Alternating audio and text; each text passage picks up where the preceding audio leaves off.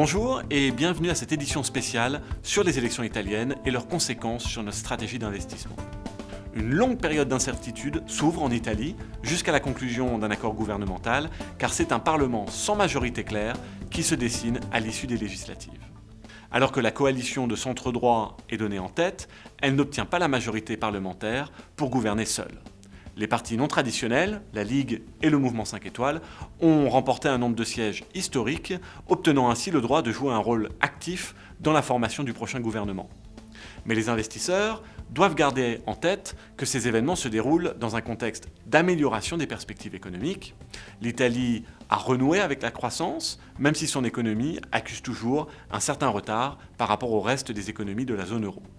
Positive depuis 2014, cette croissance économique en Italie devrait rester solide, comme en témoignent les dernières données manufacturières. Le système bancaire italien est lui également en voie de redressement, les prêts non performants ayant considérablement diminué.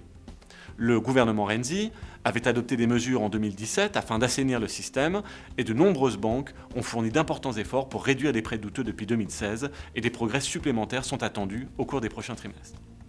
L'incertitude politique va vraisemblablement peser sur les réformes structurelles en Italie, très endettée, qui en aurait bien besoin pour donner davantage d'élan à son économie. Par ailleurs, une détérioration budgétaire est également probable compte tenu des promesses électorales, mais la complexité du contexte politique ne devrait pas freiner cette reprise économique. Par ailleurs, les difficultés à gouverner en Italie ne constituent pas une menace existentielle pour la zone euro, qui a vu d'ailleurs une autre longue période de formation du gouvernement prendre fin, en Allemagne, où la chancelière Angela Merkel vint de remporter le soutien nécessaire à son 4e mandat. La dynamique macroéconomique de la zone euro reste robuste et nous continuons de surpondérer les actions européennes. Notre position sur l'euro-dollar reste neutre, inchangée à la lumière des récents événements.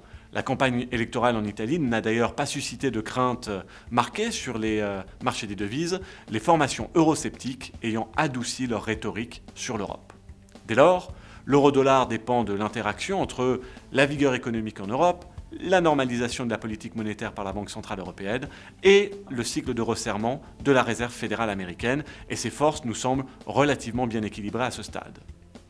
Bien que les conditions de marché soient plus difficiles cette année, nous maintenons notre biais pro-risque et cherchons des actifs à même de bénéficier d'une volatilité accrue.